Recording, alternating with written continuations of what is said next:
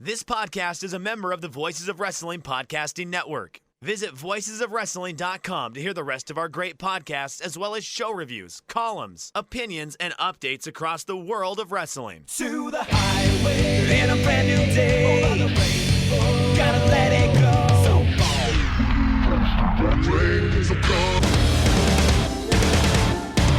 fast to finger down. Dance tonight together. Here everyone is singing.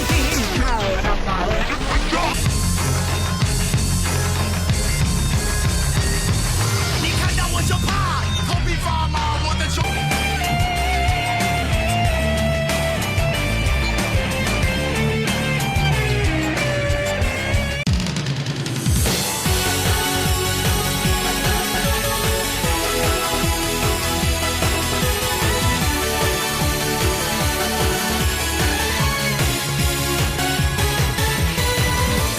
Welcome back to Open the Voice Gate for September 18th, 2020. We are members of the Voices of Wrestling Podcast Network. You can find us on the Voices of Wrestling feed or on our own dedicated feed on all podcast platforms and applications. You can find us on Twitter at Open Voice Gate. If you'd like to donate to the show, click the link in the show notes, go to Red Circle, and then you could click the red button, and you could either do a one-time or recurring donations. Certainly not required, but we appreciate it, and thanks to all those who have donated before. I'm one of your hosts. It's your old pal, Iron Mike Spears, joined as always by Case Low. In Case, we have one of the big shows in the year in the books for 2020, and at least for like the way that I'm feeling about this, and I know that we kind of have not shared like our deep opinions yet, Dragongate hit Grand Slam and Ota City Gymnasium. What were your thoughts? It feels good, Mike, to have the big shows back. We obviously missed out on Dead or Alive, which is at the beginning of May every year. So instead of the big five this year of Dead or Alive, Kobe World, Dangerous Gate, Gate of Destiny, and Final Gate, we've got four big shows backloaded into the final 3 months of the year, or I guess 4 months of the year, with obviously Dangerous Gate here. November is Gate of Destiny and Kobe World, plus a big show in Sendai for Gate of Origin, and then Final Gate in Fukuoka at the end of the year. Since Dragon Gate came back, even in an empty arena setting with King of Gate, I think they have had consistently the best presentation of any wrestling company there is when it comes to empty arena wrestling. And once they brought back fans on the 4th of July, I think they have had the best limited capacity wrestling there is to finally have a big show, to go a step bigger than Korakuen Hall, Osaka number 2, Kyoto KBS Hall, or Kobe Sambo Hall, to have a big show in the books with limited capacity and to see that it can still deliver to the high level that it delivered at. Mike, it's a good feeling. I really, really enjoy Dangerous Gate 2020.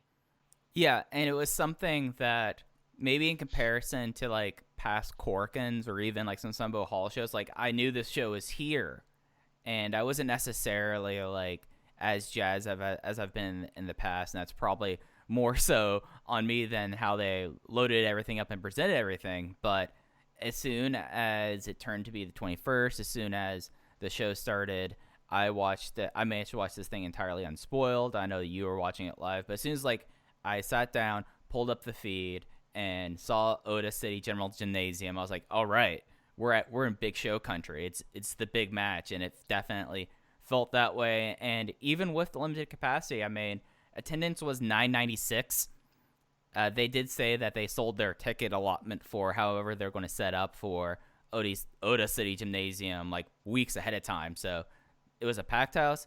Dragon Gate's been able to manage the whole the issues with protocols and with fans relatively well in terms of getting crowd noise, and definitely this was a building that they knew what was going on here. Sometimes you got to hit a metal bin against a cage to get it in noise, and a crowd started chanting, but it definitely felt this way. And then you just up and down this card and look at my notes, I think that all together with how long they've been setting up this cage match, because this cage match, from my understanding, and if I'm wrong, please correct me, this was the Dead or Alive main event that they just basically pushed back until they could do this at Ota City Gymnasium.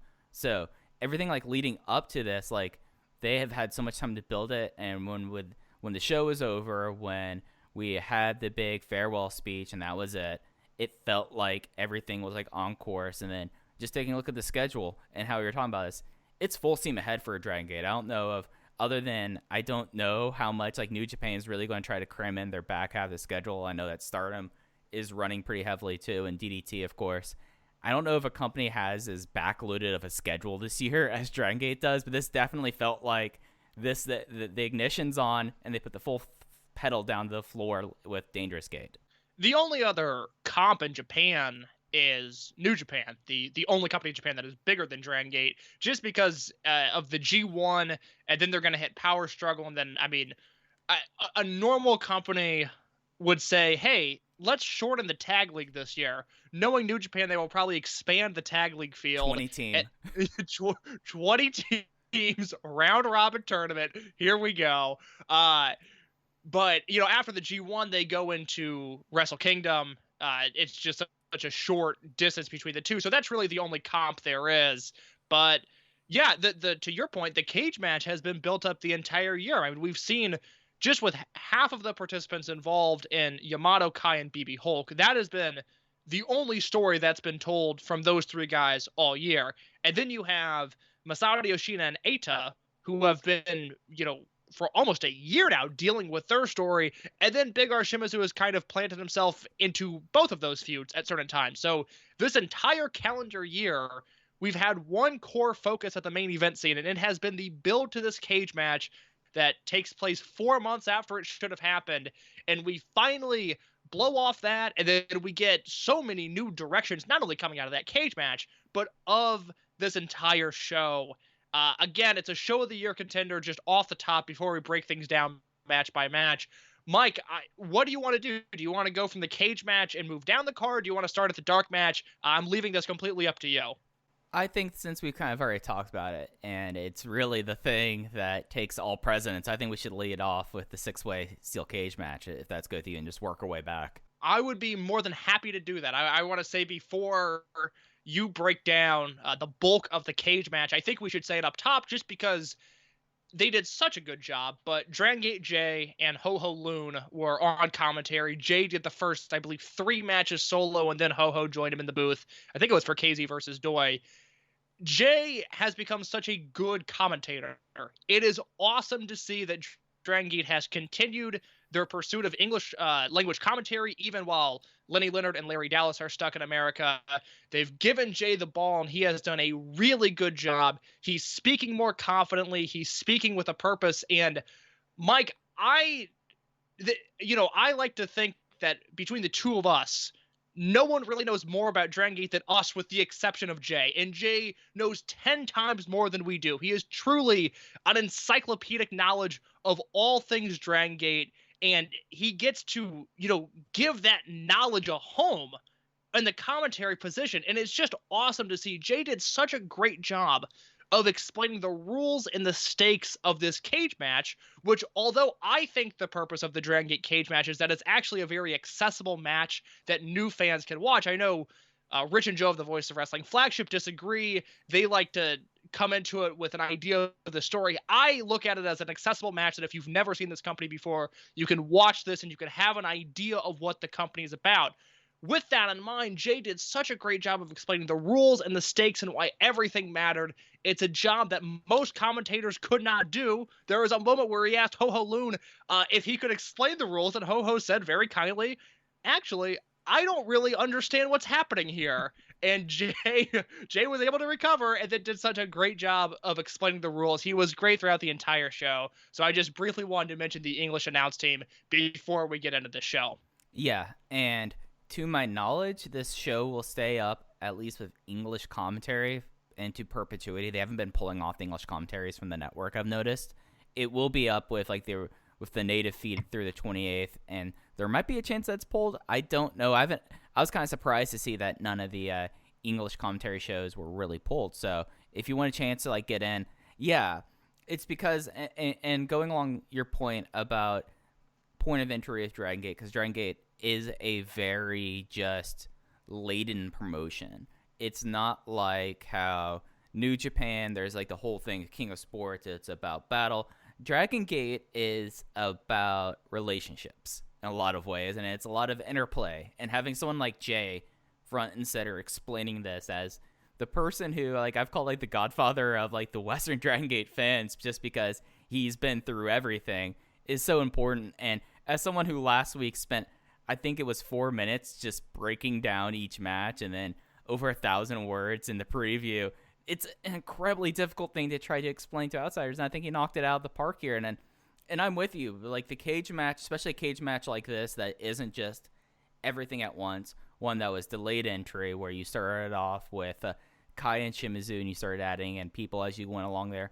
I think it's a great way to kind of get familiarized with things, and even like the large video ahead of time, one of the longest videos I think they've ever done in company history. It's either this or like Tozawa's farewell video or the longest video. Mike, I'm telling you, I watched this show live. Maybe it's just because I love the Tozawa videos so much. There is no way Dragongate has ever produced a video longer than the explanation of the cage match. That's fair. Watching live, it's 4 a.m. Central Time. I'm doing pretty well. I'm awake. I'm coherent.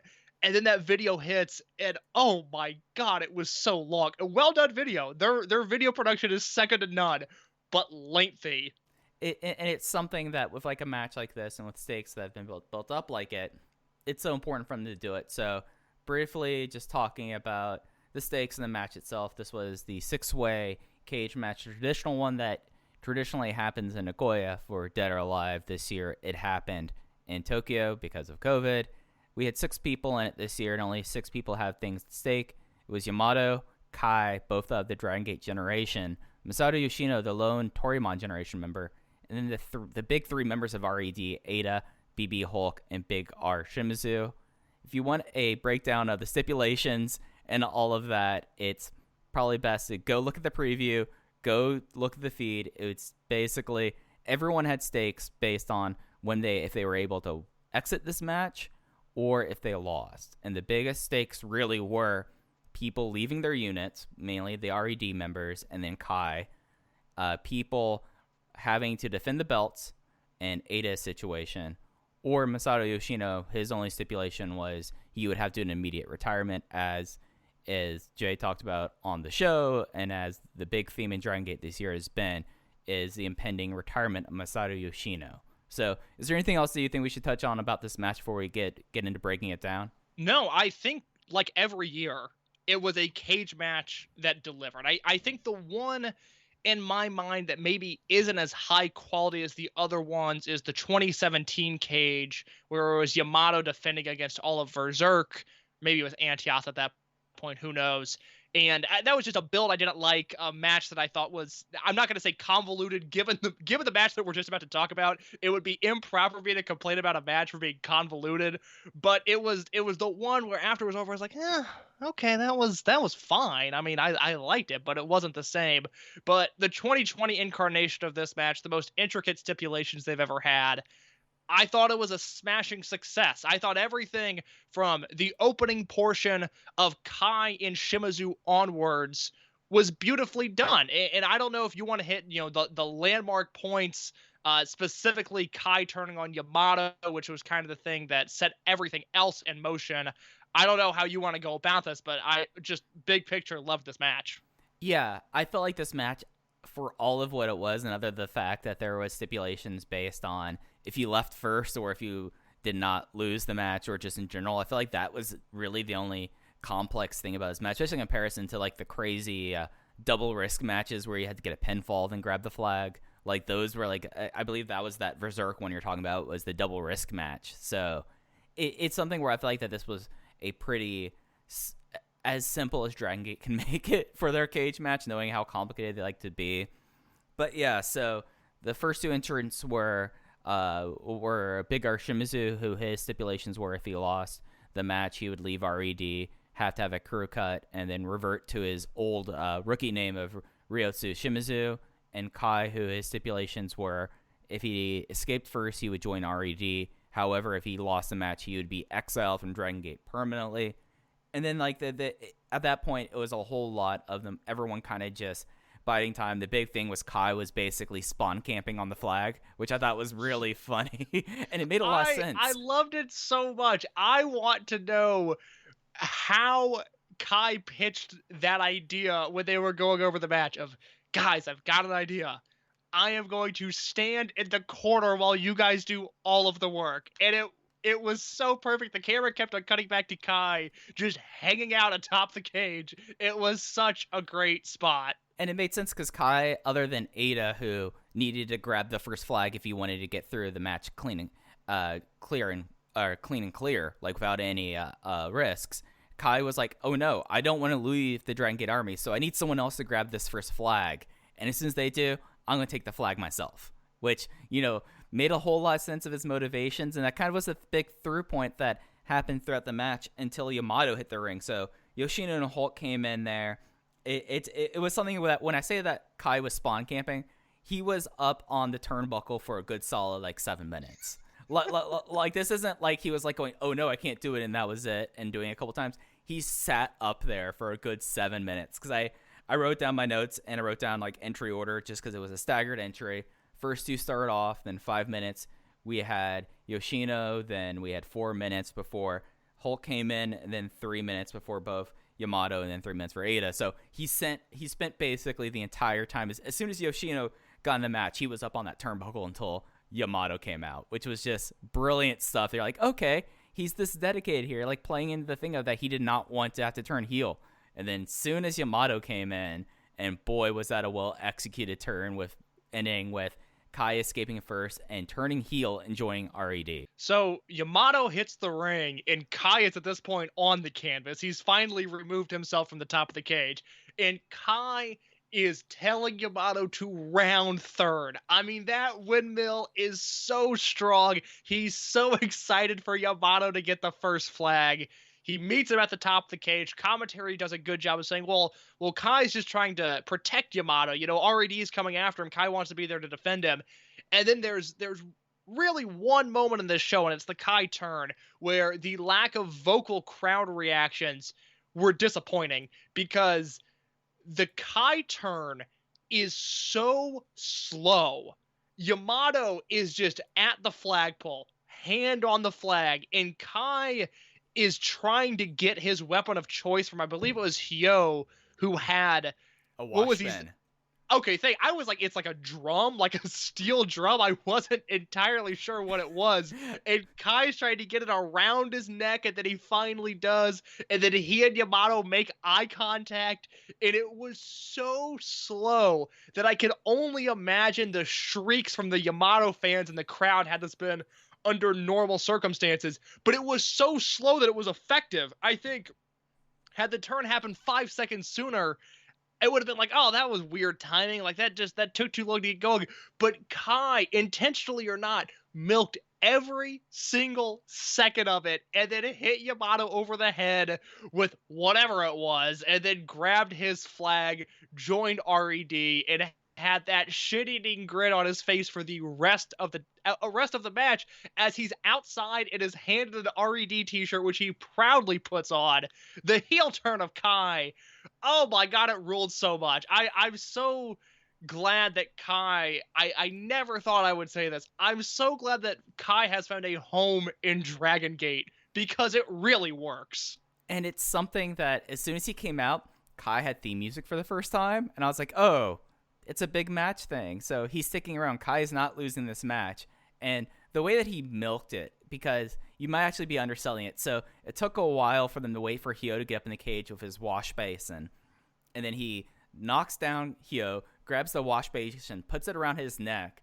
And then the two of them lock eyes for about a good 10 seconds of them going like, what's going to happen here? And then he clocks him and then soaks it in for a good 5 seconds before taking the flag going, yeah, I was waiting this entire time to hit this asshole with the wash basin and turn on him. Excellent stuff. And it's one of those things that defies the wrestling stereotype of, turning on a partner mid-match, where typically it's like, okay, so you're fighting your opponents for 15 minutes that you're just about to join up with. Like, what's the point in that? This was immediate. This was Yamato's first interaction in the cage, was, again, he slides in the ring, and Kai is giving him that big round third go-home thing. And then, it doesn't happen from there. It gets turned on, and it's a real bummer. Yeah, and this happened, and this was actually being real effective. So by Kai taking this flag immediately before Ota getting in here, Ota, now his first title defense of the Open and Dreamgate title, has to be against the Dragongate generation since he would not escape first. Then we had Ota come in, and Ota had himself a barbed wire board. We know Shingo Takagi was a big F&W head, but boy, that barbed wire board looked gnarly, and it ended up being gnarly post-match. It was shoot barbed wire. It was disgusting. I mean, at least Shingo, who has the grossest fetish for FMW ever, at least Shingo, it's like almost FMW cosplay. Ota just took the most vicious parts of FMW and said, we are putting this in the cage match. Yeah, no. And he had this barbed wire board that he left on the side of the cage, and he didn't even enter the cage. He just left it on the side of the cage. And then soon after that, we had Kai cementing the heel turn by making sure that Hulk got out second, and then Hulk moved because he got his rope, because much like the Boondock Saints, BB Hulk needs his rope, and he moved it across the ring. He moved another flag across the ring because he tied his rope up against one of the bridges that they have for the cage, and then from there it all kind of just went kind of insane. Benkei had a frying pan. Like the bizarre weapon of the year, Benkei with a frying pan. No reason why, no justification. He just had a frying pan. This is something in the Voices of Wrestling Slack, the people that were watching this show live, I think there were 4 people watching live, as soon as Benkei showed up with the frying pan, immediately all 4 people messaged, oh my god, Benkei has a frying pan with him. Weapon of the year. It was so simple. It was exactly what he needed to bring to this match. People are trying to bring jugs, guns, and bazookas and air horns. Just bring a frying pan. It works. Yeah. The other great weapon was and another smart thing of you have a crowd that you really, they could clap, and there was like verbal responses to some things on the show that wasn't supposed to be, but Dragongate fans, they're going to respond to stuff. Like that's the one thing I'll say about if you're entering Dragongate now and you're wary because of, crowds can't get really hooting and hollering. They react to stuff regardless. Like, it's not one of those things where you have to do like the stomp clap thing to kind of get them into it.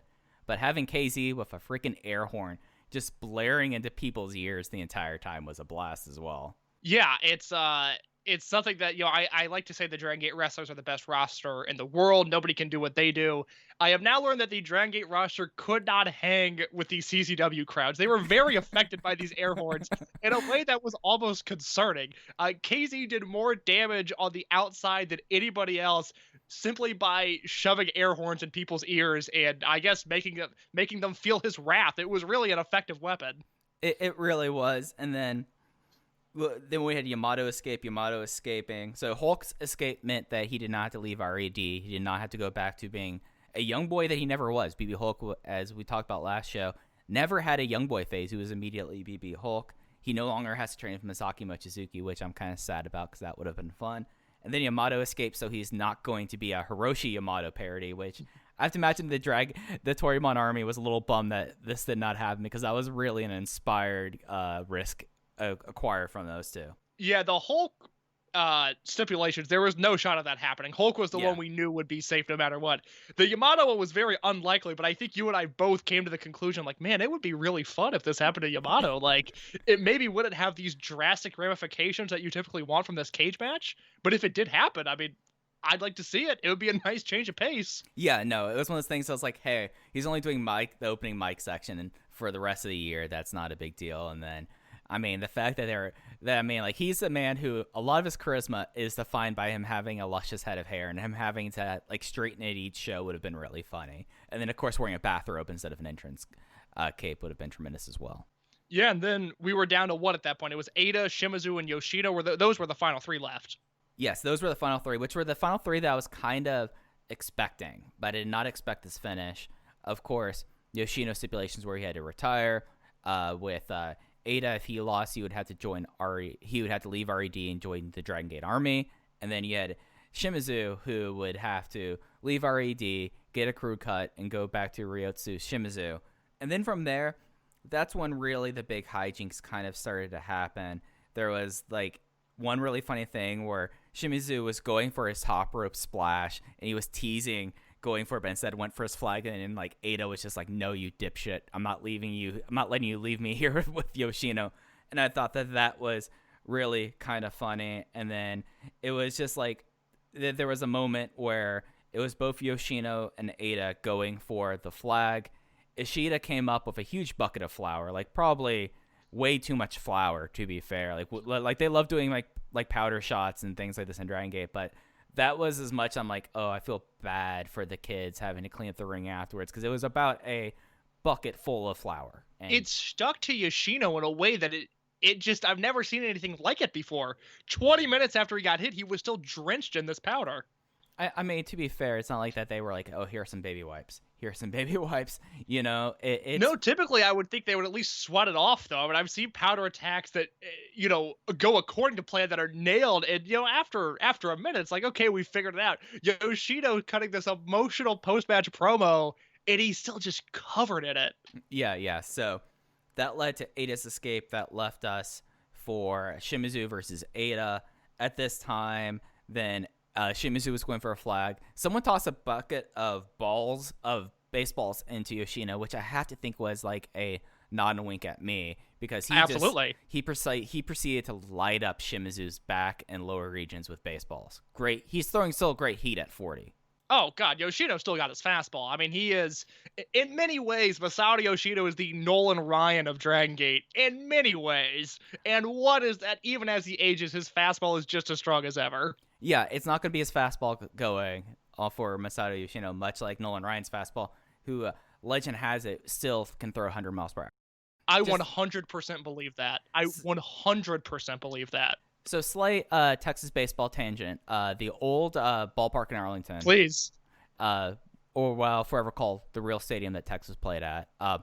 They would have like the Texas Baseball Hall of Fame thing, and what they would have there, and I don't know like whose idea to build this, but this was insane, is they had a simulation of what would it feel like to catch a Nolan Ryan fastball, where you basically stick your head and your body, your torso, into like the screened area, and they had like a special glove that you put your hand into.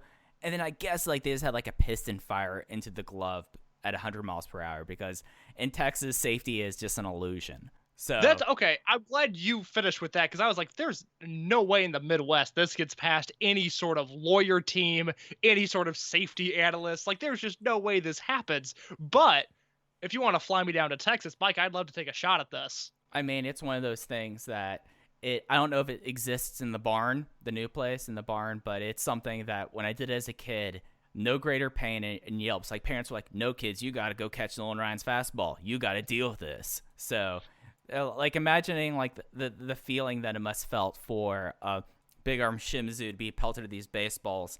And then we had Yoshino pretty much lock him into the Sol Naciente for a solid minute and a half. And then that brought out RED. They attacked Mr. Nakazawa, got into the cage, piled every single chair that they had underneath the ring, and then set it up for Ada's been pile driving Yoshino on the chair ever since he said he's retiring. And then they removed all the chairs, which is a wild thing. Like, you don't have to remove the weapons in this match. No one's going to care with this, which was kind of funny. But that set up to the big moment in case. I want you to take us to this moment, because we've been trying to figure out when the last time something like this happened. Well, the savior of everything. Am I right in the timeline here? Is yes. this the Ultimo run-in? Yes. Okay, just making sure. I got lost in my own notes, and I just wanted to double check.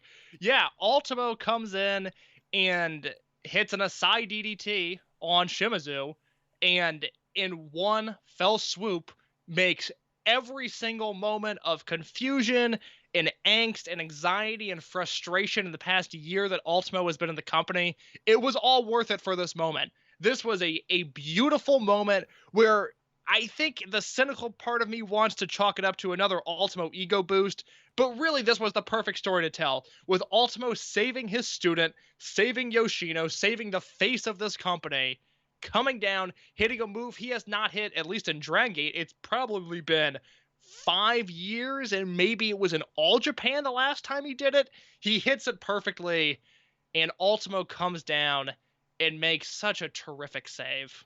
And I did not think of any like pessimism when I saw this, or selfishness of Ultimo, because dating back to the spring of 2019, when Yoshino had the wish for the 20th anniversary show, and that was for the principal, the leader of the Dragon system, Ultimo Dragon, to return to Dragongate. That was like his number one thing throughout the year, was having this happen, and they clearly positioned him as the prize pupil of Ultimo Dragon. So the idea that he came in and was saved, and he decided to step in this as someone who's not really participated in the Generation War whatsoever. Ultimo going like, no, this is my guy. I'm coming out here, I'm saving him. And doing a move that, like, he hasn't even teased the Acai DT. The Acai Moonsault, yes, he teases that a lot. He stopped teasing that, I've noticed, which is kind of funny. It's a bummer because he could get away with teasing that move in every match for the rest of his career, and I'm still gonna buy it as this is the time he's going to do it. It's almost one that I hope he never pays off. He has to pay it off in his retirement match if he's going to, because I bite every single time he teases that moonsault. And how can't you? I mean, it's one of those things that seeing him do this, like seeing him doing the side DT, and especially like doing something that is so like insane, is just intense, like emotional moment, just like kind of overwhelming. Then that happened, and of course Dragongate, understanding these moments, they let it breathe for a second, and then Yoshino crawls up, climbs up the cage, barely like being able to do so, and after 40 minutes after 35 minutes, pardon me, he escapes the cage. And then we have the final results as per match stipulations. By escaping first, as we talked about earlier, Kai has joined RED. Quite gladly he has. Number 2, Ada's first Dreamgate title defense will be against a member of the Dragongate generation, and that's going to be a real interesting thing to talk about looking forward. And then the big stipulation, number 3, by losing this match, Big R Shimizu was kicked out of RED. He must have a crew cut, and he reverts to his former name, the name he uses as Rookie. This, I know some people are saying this like his real name. This is not Big R Shimizu's real name.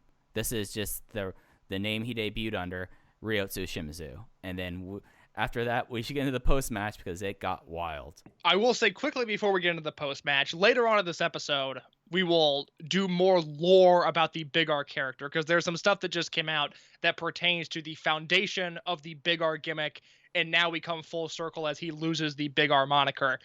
I should say real quick, and it's my fault because I got lost in the notes as Mike was going along. The final, I don't know, probably 10 minutes of this match, Ada's escape onwards was so perfectly done. And it specifically happened because Ada's escape was perfectly timed. As soon as Ata grabbed that flag, everybody I know that was watching the show, and I felt it with the live crowd too, was like, oh, okay, all right, this could happen. Because I think if it came down to Yoshino and Ata, although the stakes are higher with Ata than they are Shimizu, I think wrestling logic tells us that Ata is going to be the one to lose. Mm-hmm. But when it's Yoshino and Shimizu, there was just a very real aura that set in, like, oh my god, this could be Yoshino's last match. And me, I'm panicking because I'm working on a big Masato Yoshino article right now, and I'm like, I'm not done. I don't have time. I'm not going to be able to finish it. You know what? I had the moment of, boy, I'm glad I got my questions back to Case on Friday night, knowing that this might happen. I had this. I've been working on this article for a while now with the idea that it will be able to sit in my documents until, well, I was thinking until November. Now it might be longer when he actually retires. And then I'm scrambling. I'm like pulling up the article as the cage match is going on. Like, do I need to finish this right now? What's going to happen? Like, I wanted this to be really timely when he actually retires. And, outside of my dumb article, there was just a very real sense of drama with Shimizu and Ata removing Ultimo from the equation entirely. The final escape of this match was just done perfectly. The cage match is full of gimmicks and wackiness and this and that, but at the core of it is professional wrestling storytelling that you just do not find in most companies. I mean, we're talking high-level New Japan stuff. When AEW really clicks, I think they are on a similar level. But this was just wrestling drama the way it should be. It was so well done. And the catalyst was Ata grabbing the flag when he did. And then, like we talked about, you have the big moment with Ultimo, Yoshino escapes, and then we get into the post-match. Yeah, so post-match, Ata, who's been at Shimizu pretty much off and on since RED became a thing. Like, they've been tag team partners, they've been Twin Gate champions, but one of the big through lines in RED has been the fact that Ata thinks that Shimizu is not fulfilling his role. He's not up to his station. He had a huge losing streak leading up until COVID, And then he started getting wins, and Ota was like, "You're winning with flash pins. You should be winning with better." And that was like the big thing, is like he was pissed that Shimizu changed the entry order so that Yoshino went third, and then Ota, for being such an asshole, got put sixth. And then RED he's no longer a member of RED. They attacked him. They started to shave his head, and then they brought the barbed wire board in. But instead of having RED throw Big R Shimizu into the board, it was Shimizu throwing Ota through the board, and Ota taking a hellacious bump, the most brutal bump of the night, easily, and bleeding from his back and being carried out by Kai, and Shimizu in the ring kind of collecting himself, as then the Toryumon generation celebrated the fact that for another day, Masato Yoshino remains a active professional wrestler. You know what's crazy about the Ota barbed wire spot is that I heard a few weeks before this match, I saw a picture of Ota literally building this barbed wire board. He made it, and he decided to take real barbed wire and then take the bump that he did. I mean, I am blown away by that, because it is a gnarly bump on cut barbed wire, but his back was so cut up by the time he hit his feet. Props to Ota. You know, we have complained since we started doing this show about how lazy Ota can be sometimes, but he put 110% effort into that spot. Yeah, and it's something that is so remarkable that he has done this. And this was something where I know I was anticipating this. I think you were, and as well as John, who joined us with the written preview. When I gave out my percentages for this, I was expecting about 40% Ota was going to turn face. He was going to leave RED. He was going to save Yoshino. Instead, it was Ultimo, and in such a fantastic manner. And then Shimizu. I think before we get into the Yoshino things, Shimizu came out of this a lot better than I was expecting. I had him at 10%. I was like, oh, if you turn Shimizu basically into his rookie character, that might be it. But it does not seem like he's going back to the anime character that he did before. It looks like he's just going back to that name, taking that theme, having the haircut, and he looks like, I think he's going to be a brand new man. At least he's given the opportunity to. We'll see how that goes. I am elated at the result of this match in the future of Shimizu, because as I will continue to say, when Shimizu was on, when we're talking 2016, 2017 Shimizu, I legitimately think in terms of match quality, he can be a top 10 guy in the world. I think he was a top 10 guy in the world in 2016 and for most of 2017. This gimmick, it looked like he was having the time of his life doing it, but his matches suffered as a result, and I think it bled into the way fans perceived him, and that he was no longer the dangerous killer that he should be. And I think as you go forward with a new gimmick, with a new name, with new gear, I think he's going to be all right. I'm really excited about the future of the now Ryotsu Shimizu. And really what I hope this is, and at least I think they're going to give him every opportunity too. And this is fitting for him. The shot put ball has been given to him. Like, if he's going to pull this off, it's going to be all on him. There's not going to be like the bullying that's happened in the promotion in the past. It's not going to be like people trying to come off his knees. It looks like they're giving him an honest shot to be a guy and try to reclaim where he was at the tail end of Monster Express, how he came in as a rookie as soon as he joined Dia Hearts, and maybe a little bit into Maximum before things really started to go downhill for him. And that's not even to mention how he kind of became just a buffoon. And if he's able to pull this off, I think that the company is going to give him all the faith in the world, but it's going to be Ryotsu Shimizu who's going to be the one who has to take the ball and shot put slam it through the ring. First of all, great analogy, Mike. Well done. That is why we go to broadcasting school, to nail the shot put analogy there. The thing with Shimizu is that he, in a true sense, has been established as a legitimate upper mid-carder, because we look at Shimizu as a guy that is pushed, that is protected to an extent, and as someone that poses a threat to a majority of the roster. But if you look at his career, he's never really been able to take that next step in his career. He's only had one Dreamgate title match, and that was on a Memorial Gate show in 2018 when he wrestled Mochizuki. He's never been able to evolve and expand past his current role, which, given how Big R started, he became Big R Shimizu in October of 2014. He won the Triangle Gate title in December of 2014. So he was pushed off the bat with that gimmick. And then never was really able to elevate him. We're talking about a Twin Gate champion, a Triangle Gate champion multiple times for both titles. And he needs that next step. We need to at least see what he's like as a possible legitimate main event player.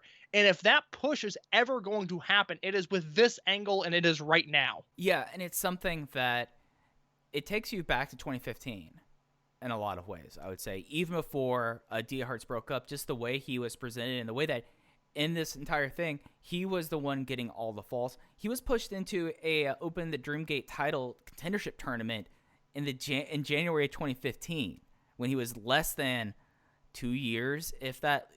I mean, really much less than that. But like, he was someone that they had a lot of faith in very early on in his career. And now it's going to be an interesting thing because he, even after like the issues, I mean, just to get out of here, Big R Shimizu, at least before, was not known as like being I think the nicest way of putting it in this case. I think the word you're looking. Oh, go ahead. I think you figured it out. He's not a guy who thinks through his actions, you know, and that both acts through the things that he got hit on in some of his promos. He has dropped his legitimate name before revealing his real name, and that he got made fun of for that. He was someone that left gear. That was a big issue there. And the biggest thing was, so he turned heel and joined Antios. And it was supposed to be like this big thing because this is when young Antios was a thing. And before all this stuff happened there. And it was built up as like, okay, now Shimizu is a heel. So he comes out on the next TV show, enters the ring, and trips up in the ropes. Like, just was not watching his feet and tripped through the ropes. And Shingo Takagi just laid into him. And ever since and that's then, like one of Shingo's last shows as well. That's like Shingo's defining going away gift was Shimizu messing up in front of him one more time. Yeah. So it's one of those things that hopefully with all of this, I mean, like we're talking about, like I remember this happened because he turned during a Twin Gate match with him and Naruki Doi challenging BB Hulk and Yamato, joining Antios, and there was like it was a big 10-man tag the next taping, and Osaka Edion too, where since he turned on Maximum, he was going up against Maximum, and it was Big R Shimizu, Eita, Shingo Takagi, and Takashi Yoshida. And as soon as he went through the ropes, he tripped up, and the look on Shingo's face looked like he was someone that was going to kill. So I think we've established Shimizu and I guess his new direction, and we'll get a better sense of that next week after he wrestles on Kobe Sambo Hall. But it is clear, I mean, it's by stipulation that Eita now has to defend his title against a member of the Dragongate generation. Mike, I asked you a month and a half out from Gate of Destiny, which is the next big show. Are we getting Eita versus Shimizu, or is there another name that jumps out at you? I mean, Shimizu's not a member of the Dragongate generation. No, he's not. He's currently unaffiliated, but given Unit Warfare, I would think they would have to pick him up at some point, but you're right. Currently, he is unaffiliated. I think it has to be KZ. I think that with the way that they've pushed KZ and the idea that you're going to need a big show happening in Osaka, Edion 1, I think KZ is the pick there. I mean, unless you want to have like Eita defeat Yamato and then KZ get the Kobe World spot, I think that like that's kind of like the hand's been forced a little bit. So it's just something where it's just it's going to be interesting, I think, and I was waiting to see if some news might have come in about this, but I think that over the next few months he can do like a Wilderness Wondering thing as everything is kind of finishing up with the Unit Warfare. So I think if Eita holds the belt for any prolonged period of time, we will get the Yamato defense. That seems like a given. Obviously, they have been building towards Eita versus Yoshino all year. Now, given the post-match promo and Saito and Doi encouraging Yoshino to continue wrestling because of COVID, he was able to take 4 months off. Some fans didn't get to see him in their towns. They want Yoshino to extend his career at least slightly. So I don't know what to do, because my working theory was Eita versus Yoshino at Gate of Destiny and the Yoshino farewell at Kobe World. Now it looks like we might not have that, and I don't know if we have enough information to have that full-on Yoshino discussion yet. It's just rumors that are circulating literally on the roster. I mean, I don't know anything that you don't. We just know from the post-match promo that there's at least talk of Yoshino extending his career. So we're now, at least in my mind, I'm trying to recalibrate to figure out what the Kobe World main event could be, and whether it is at Gate of Destiny or whether it is at Kobe World, because I think it's a match big enough to be a proper main event for either show. While KZ seems like the obvious challenger given his victory over Doi on this show, you also have to remember that Ada versus Ben K is a possibility. It's a match that has, if you take out the dark matches and a next match that happened when Ben K was Futa Nakamura as a young boy, it's the match that has really only happened twice. It was the King of Gate finals last year, which Ben K won, and it was the second round of King of Gate this year, in which Eita won. Those are, the prized pupils of this new generation. That match is big enough to obviously headline Gate of Destiny.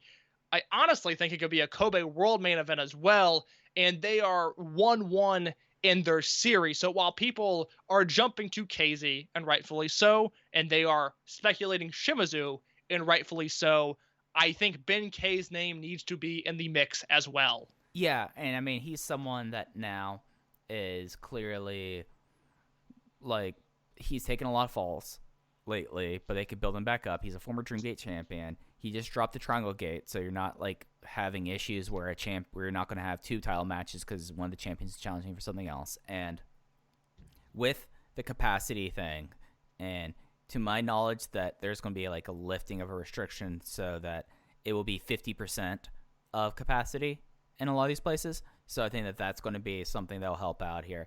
I think that half capacity, you don't have a problem with that at Kobe World. I do think if you do that, you're going to have to load up the undercard a little bit, to be fair. But I could see that happening.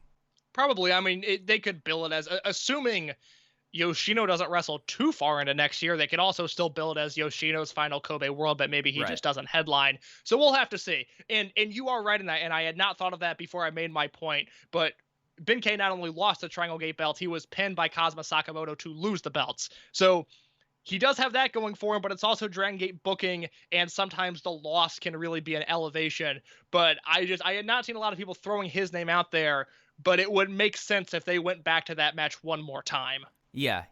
And then, with Yoshino, the big thing coming out of the main event was Doi and Cyrio saying, hey, we lost 4 months. Don't you think he could add 4 months back? And, like, retirements are never, like, firm retirements until they happen. Come on, Yoshino. Yoshino was like, I'll consider it, which was very kind of funny, like his way of going like, yeah, I know, I'll consider it. But it's like, guys, I just went through this match and defended my career. Can I please get a moment of peace? Yeah, so we'll see. Like I said, I don't have a good feel for this situation at all. I don't really know what they're going to do. I think now that it's out in the open, I think they kind of have to do it, but that is a discussion that we will have, I think, once we get a little bit more information. Yeah, I mean, and I've been saying this all year, the way it's been described to me, and I think it's been described to you, but the exact same way, was that as long as he could wrestle, Masato Yoshino was going to wrestle through 2020. And, I mean, he was able to do a lot of stuff in this match, and maybe had him going like, hey, we lost 4 months.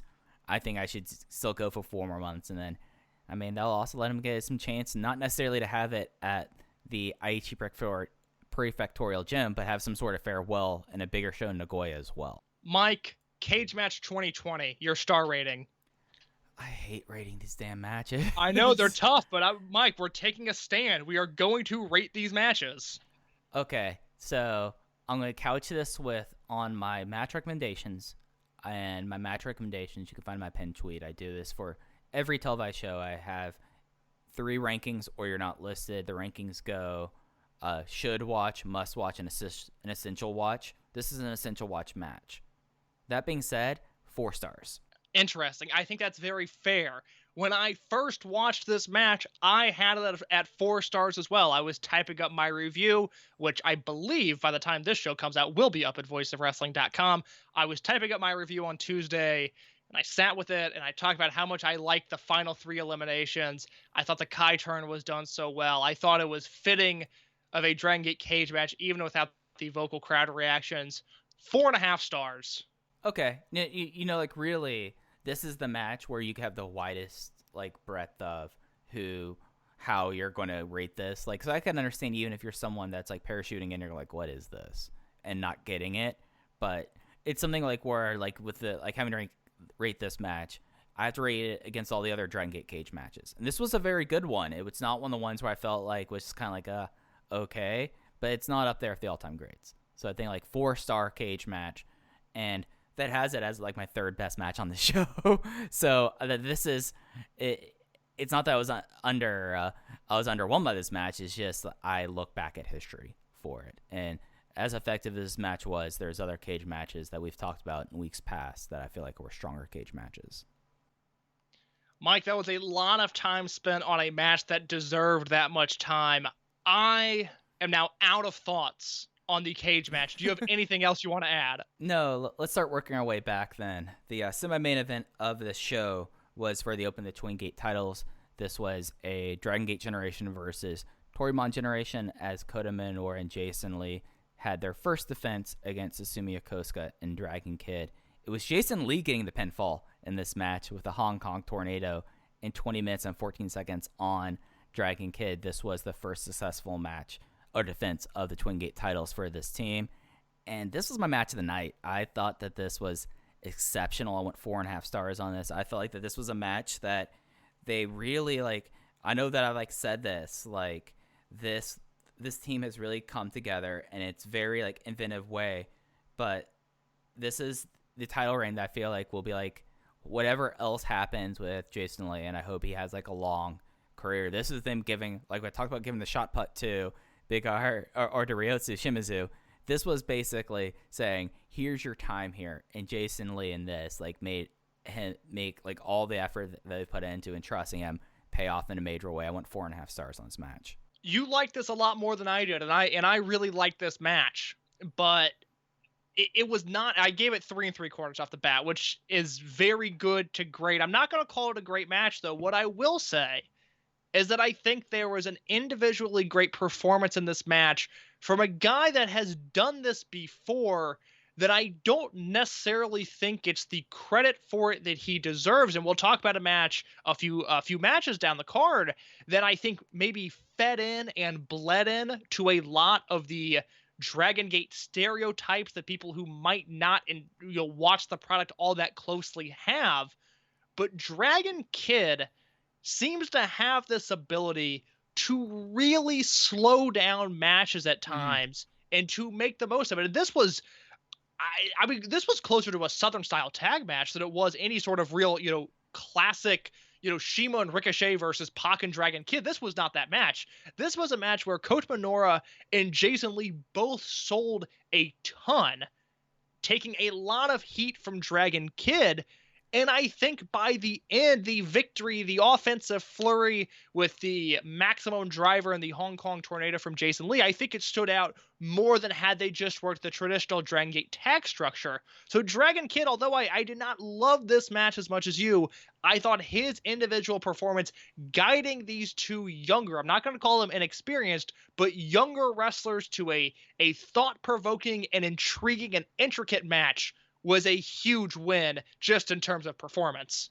Yeah, and I think a thing that needs to be kept in mind here is that this Susumu and Dragon Kid team, like when they came together, we were talking about, wow, this person or this tag team is just, they've never really teamed together, and they came together really well. And I think that was like a reason that I was like, okay, what is going to be 20 minutes of this match? And it ended up, at least for me, it hit that particular spot, and especially for someone that like, I feel like that ever since he's been in the promotion, Jason Lee has been one of my favorite wrestlers in it. Getting his opportunity to really showcase it and getting both, not only like giving the maximum driver, like you said, and hitting the Hong Kong tornado, but kicking out of big stuff. Like there were 3 in a row Jumbo no Kachis before like he got Susumu out of the ring. Like he took a lot, and he came out of this, I felt like, looking like an absolute star. Mike, I'm ready to have a conversation about Kota Minoura. Are you strapped in for some statistics? All right, let's do it. So, and I expand on this, I guess, a little bit of my Voices of Wrestling review. I'm going to reiterate some of the same points. But Kota Minoura came into this company, his debut July 5th, 2018 in Korakuen Hall. Minoura debuted as a black tights young boy, but soon after got a gimmick, found himself in Mochizuki Dojo after he walked into the middle of the ring in Korakuen Hall, slapped Masaki Mochizuki in the face, and then received a roundhouse kick for his troubles. The thing with Minoura God, I love is that that angle. it was the most effective booking I've ever seen. It was such a great story told of Masaki Mochizuki killing a man. But the thing with Minoura, and it ultimately I think falls on us a little bit, the Dragongate press, if you will. I think we've been a little bit unfair and have truly underrated his talent, because the thing with Minoura is that he debuted sandwiched in between the class of 2016 and Benkei and Shun Skywalker and Yuki Yoshioka. And then, yes, he had 2 other debuts shortly after his, Dragon Dias in November of 2018, Strong Machine J in April of 2019. But Dia and Jay's debuts were these hyped things. I mean, when Dragon Dia came into the company, that was a big deal. When Strong Machine J was signed, there was an emergency press conference that was held, and we thought like the company was folding. We did not know what was happening, and then they're like, "We signed this kid. He's gonna be fine." Here's his dad. He's here. KY Yakamatsu's here. It'll be fun, I promise. And then after those, you get into the class of 2020 and Kabuna and Kamai and Fujikawa and Kikuta. So Minoura was sandwiched in between a lot of hype debuts, and because he didn't have a produced debut like Dia or Strong Machine J, because he wasn't really in a class of rookies that came in and killed it all together, and also because he assimilated himself to the roster so quickly that he was 6 months into his career wrestling like a guy that had been there for years already. I think we just got very used to the excellent nature of Kota Minoura. But if you look at how long it took guys after their debut to win their first championship in this company, and I'm specifically comparing Kota Minoura with everyone from the millennials generation onward. So we're talking T-Hawk, Eita, Maria, UT, we're talking Ryotsu Shimizu and Al Lindemann, and then Kaito Ishida. Takahiro Yamamura has never held a title in wrestling, which is just the worst possible case scenario for his career occurred. But between the millennials, Ishida, the class of 2016, with Benkei, Skywalker, Yoshioka, and then his 2018-2019 contemporaries, Mike, it took Kota Minoura 759 days from July 5th, 2018 to August 2nd, 2020 to win his first title. We're talking just over 2 years. For comparison, a guy ranked much lower on the roster than him, it took him 1,219 days for him to win his first title. If you look at the other members that are still on the roster from the class of 2016, which is unfortunately not Katsumi Takashima, but oh well. Benkei debuted, he was much older. I think he was 25 when he debuted. Minoura was 19 when he debuted. It took Benkei just under a year to win his first Open the Dragongate title. But Shun Skywalker and Yuki Yoshioka, for as pushed as they have been, have not won titles in their career, and they are both over 1,000 days into their career. Al Lindemann, who debuted in August of 2014, it took him just over 1,000 days to win his first Open the Dragongate Championship in 2017.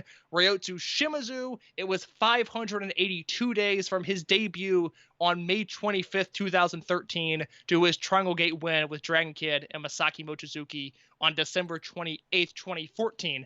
The one that I want to focus on here is the current Open the Dreamgate champion, Eita. He debuted on May 30th, 2011, and it took him 888 days for him to win his first Open the Twin Gate championship with T-Hawk on November 3rd, 2013. So you look at Minoura and you look at Eita, and Minoura just had a much better first 2 years. Granted, he didn't go to Mexico. Granted, he didn't win a King of Chop. But I think Kota Minoura in his first 2 years on the roster has assimilated himself far better than Eita has. And when you look at some of his contemporaries, with the exception of Benkei, he's right in line there. Even Kaito Ishida, who I accidentally skipped over, current Open the Bravegate champion, Mike, Ishida's first and only title is that Open the Brave Gate Championship. He went 1,515 days from his debut to winning his first title. And I think, just to put it frankly, we've been sleeping on Kota Minoura just a little bit. Yeah. So the only person that I would offer a thing is Ishida almost broke his neck. So he had a significant time on the shelf and a significant time before they would let him be in that role. But everyone else, I think you're absolutely right. Because you look at his contemporaries and the people who've come after him. Strong Machine J, he was going to get a push. He's Super Strong Machine's son. Dragon Dia, the heir of the Dragon Legacy. Enough said. Benkei, he was older. He got kind of like brought along with that. And then it's something that you talked a little bit about Yuki Yoshioka and Shun Skywalker. Shun Skywalker won the rookie ranking tournament last year. He was brought to All Japan before anyone else with Masaki Mochizuki to do the Junior Tag Battle of Glory. And then the next year is Yuki Yoshioka with him. So he's not necessarily like they've had him pay his dues on the roster, whereas everyone else had opportunities. And then when they said, like, okay, this is your opportunity, he's taking the ball and run with it. And it's something that he's still, I'm just now counting back, he's still 21 years old. I don't think he's turned 22 yet. He turns 22. I believe he was born on New Year's Eve. So he'll be 22 at the end of this year. Yeah, no, it's something that, like, when you look at that, and it's something that, like, I like looking at, like, how people are when they come in and like this. If anything, and something we both kind of cited, the introduction of Kota Minoura was a real generation change. Because you look at the people that came after it, to my belief, Dragon Dia is still, I know he's in his 20s. Strong Machine J, I think he's in his 20s as well. But pretty much anyone else after that, Sora Fujikawa was the oldest one there, and he's like 24. So, like, he's really like the heir, or like the standard bearer of the youth movement. You have to start with Kota Minoura. Yeah, and I think if Minoura came in now and was in that class of 2020 and was having those 6 or 8 man tags that we both love so much, we'd be a little bit more on top of this. But again, he debuted by himself and then found himself a unit really, really soon after. So I just wanted to get ahead of this before, post-generational warfare, if he's leading a unit, if he's challenging for a singles title. It's one of those things that I think everyone has been a little slow to just realize, like, oh my God, Minoura is really, really good and still only 21 years old, which is just hard to believe. For the sake of statistics, Mike, Strong Machine J, it took him only 102 days to win his first title. The fastest ever to win a title. The fastest ever. Who do you think, and we're talking about the millennials onwards, who do you think was second fastest to win their first title from their debut? UT. Yeah, okay, you nailed that. 198 days. UT, and I count his Japan landing, not his Dragongate Canon, his actual debut happened in Mexico. Yep. I count his Japan landing, but yeah, it took him 198 days to win the Open the Dragongate title. Still the only title he's ever won. It was early success and then a laundry list of injuries since. But that is Coach Minoura. That is the Open the Twin Gate Championship. I really like this team of Minoura and Jason Lee, and although I did not like this match as much as you, I really like this match. Yeah, the reason why I know UT for certain before Strong Machine J was it was such a big deal that, like, his debut match was announced, but then Ada and T-Hawk took him to Mexico. Like, that was like a big thing. So that's why it stuck out to me. And then they came back to Japan and wrecked shit, to say it properly. And, since then, T-Hawk ate a UT. It has been an interesting career for all three of them. Isn't that the truth? Well, you mentioned him just before we had that slight UT tangent. Strong Machine J and his Dragongate team of Strong Machine J, Dragon Dia, and Benkei representing the Dragongate army lost their titles in their second defense to the RED Goons. This was Takashi Yoshida, Kazuma Sakamoto, and looking really cut and having a really awesome fit for Mexican Independence Day, Diamante. Sakamoto got the pin, as we talked about earlier, on Benkei in 16 minutes and 8 seconds with the half package pile driver. Mike, this match was so ugly. I mean, it was a really good match. I don't know where you stand on it. I went 4 stars. I loved it. I think you might be the high person on this match. I went 3.5.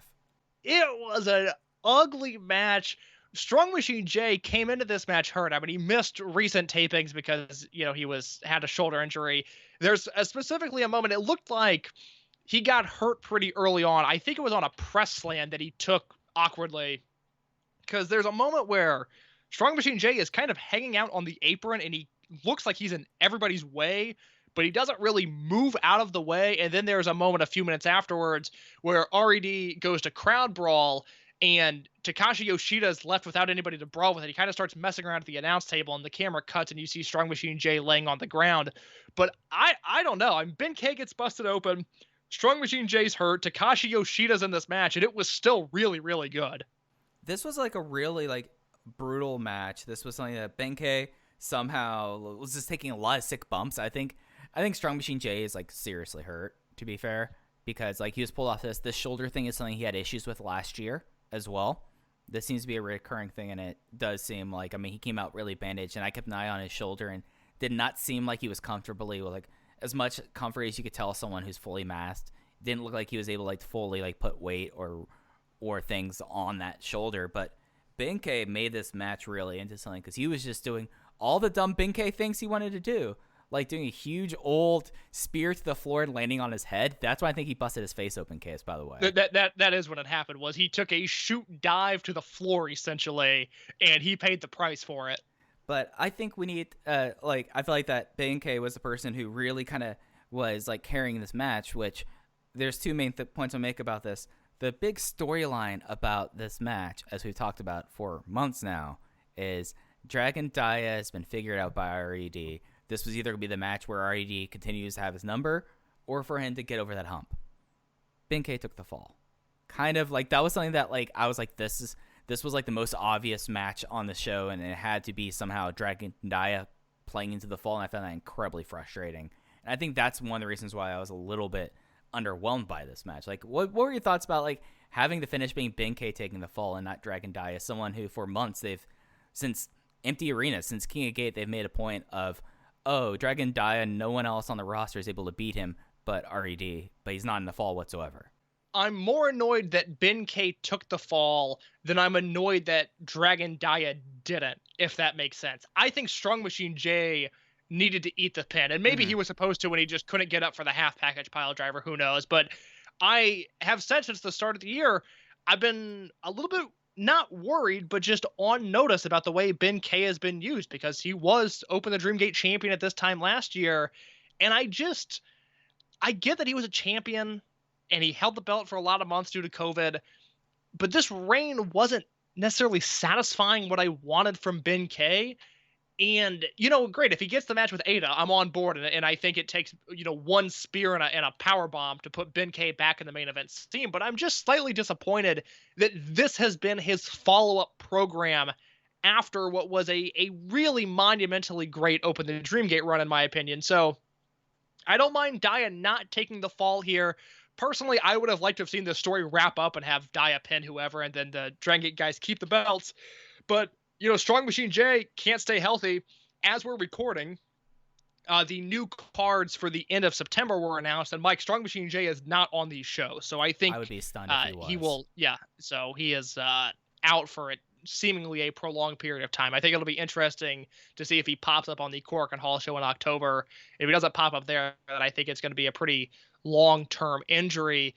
The other thing about this match that I was curious to get your take on, I don't entirely know how to form this question, but I know there's a show, and I can't remember. I believe it is either the Gate of Destiny 2008 or Final Gate 2008, and I bring those shows up just to jog your memory. Gate of Destiny was headlined by Shingo versus Susumu, and Final Gate was headlined by Shingo versus Doi. And I remember hearing at one point that there was blowback from the Dragon Gate fans after one of those shows because a bunch of guys got hurt, and the matches kind of reminded me of this, where although they were good, they seemed to fall apart in the middle somewhere, and the crowd turned against it. They said, it's not the Dragon Gate style. It's a little bit too violent. Do you remember what show that might have been? Okay, so 2008 Gate Destiny or Final Gate. I'm gonna pull up these cards here. I feel like it was one of those shows because I think it happened. It would have had to have happened while Shingo was on top, and specifically, I know the Final Gate 2008 show was Shingo versus Doi, which is a really good match if you haven't seen it. But there's also that Cyber Kong and Yamato versus Shima and Liger match. And Shima worked that match incredibly injured. I don't think he worked 2 months prior to the match, and I don't think he worked 2 months after the match.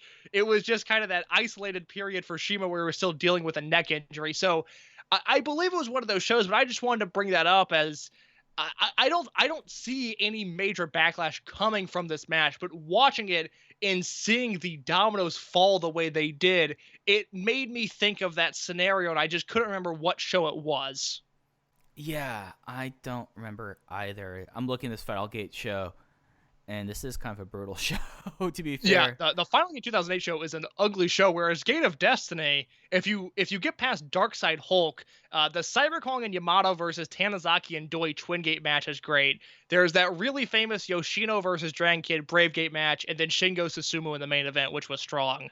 Yeah, no. Because that's Darkside Hulk versus Gamma Dio, and then the Unit Must Disband versus title match that I had to be Final Gate because I remember being so high on that one, and then maybe it was me with my Tozawa blinders thinking, oh no, this match happened on the show, this was like the most important thing that Tozawa's done in his career at this point, that I hold it high.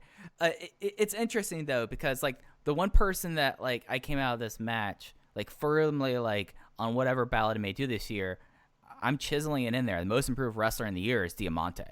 Like, Yeah. I came out of this match like, yeah, I mean, you have Takashi Yoshida, who is Takashi Yoshida. You have Kazuma Sakamoto, who he works in Dragon Gate, but he also works in Dragon Gate because he's much bigger than everyone else and has like burst energy and has like an interesting offense. Like his weird underhook knee, I feel like should be his finisher all the time because it always looks sick as hell. And yeah, I think there's an argument that could be made that Sakamoto was last year's most improved wrestler, whereas this year I think Diamante. There's no one close. I mean, people are going to want to say MJF or Jungle Boy, and I think they have cases there, but nobody has made the leap that Diamante has of being actively bad last year and now becoming legitimately very good. And it's just weird to think that he and Sakamoto are a really fun pairing. You mentioned the underhook knee that Sakamoto does. That's like the perfect WWE finisher. I mean, if he had that on the main roster on NXT, just given the nature of their house style to the Dragon Gate house style, although one could make the argument that WWE has veered towards just a shitty version of the Dragon Gate house style. That's a podcast for a different time.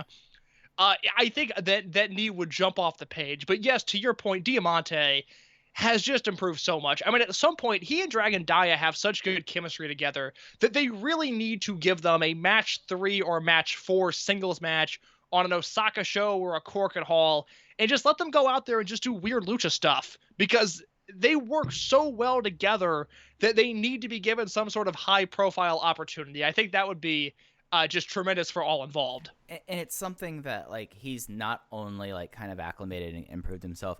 You could see his confidence. Like, his confidence is very evident throughout this. And the fact that he came in here wearing, like, he just had, like, he had a singlet on for the first time underneath it. And he does stuff like this hip toss 450 is, for lack of better terms, just outstanding. It's something that's like, okay, originally coming in here as a guy that Ultimo knew, now he looks like an absolute star, and I can't wait to see him each time he's in the ring. I completely agree. This match worked for me. I recognize that I might be high on it. I know before we started recording, you sent me your star ratings. I didn't look at them super closely, but if I remember correctly, you were super high on the match before this. Yeah, so this was a special singles match. It was KZ versus Naruki Doi rematch from the February 7th Korakuen, which Naruki Doi defended his Dreamgate title against KZ. KZ got the win here in 11 minutes and 32 seconds with a Kumoga Arami, which is his seated, like, I don't even know how to really explain it. It's like a grapevine seated, a full Nelson where he cranks back is the best way to describe it. I love this match, and I think the reason why I might be much higher in this, I immediately identified what kind of match this was. This was a King of Gate match that they just had in 11 minutes. And for that, I absolutely loved it, but it's also something that KZ's style doing these kind of matches greatly appeals to me, where I feel like that it could be missing a little bit for others. So that's why I ended up going 4.5 stars in this match. This was such a weird match. I mean, the structure of this match You called a King of Gate match, and I think that's accurate because when we were watching live, the consensus was, oh, this is their version of a G1 sprint. But it was such big moves right off the bat. I mean, 5 minutes into the match, not even, and Doi hits the Doi fives off of the apron to the floor, and then Doi and KZ have the best count-out spot of the entire year. And the G1 is going on right now, and you will see a lot of 19 counts with guys sliding in the ring to not get counted out. None of them will be as entertaining or as well done as KZ getting back in the ring at the 20 count. I mean, he cut off 20 to get back in the ring. It was so incredibly well done. It was just so weird, and I will give JoJo Remy credit. JoJo said it, Mike, I want to know what you think about this. This is the type of match for people that don't watch Dragon Gate. This is what they think every Dragon Gate singles match is like. Yeah, no, a lot of people who don't understand that there is a style that changes with singles matches. Some might be very different from others. They have the misconception that a Dragon Gate singles match is just moves. When, with if anything, there could be very slow Dragon Gate matches. There can be very technically adept Dragon Gate matches, and there could be all-out sprints like this one.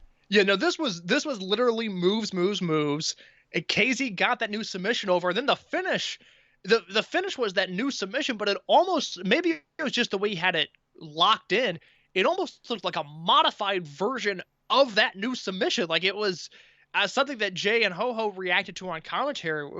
It was different. It seemed to contort Doi in maybe a slightly different way than it had even earlier in the match when he had it locked in. I initially was going 3 3/4 on this match, but again, I took a day. I just didn't have time from the airing of the show. I went 24 hours without starting my review just because I just didn't have time to do it. And thinking about it, how ambitious and how intense this match was, I can't not give this 4 stars. I mean, this was a great match. It was just, I've never seen anything work quite like this, where it was so deadly and so full of bomb throwing from the start. I mean, this is paced like a Tomohiro Ishii match, just with 2 junior heavyweights involved. Yeah, and really we should focus in, just like more seconds you mentioned this, the best count-out tease I've seen since I can remember.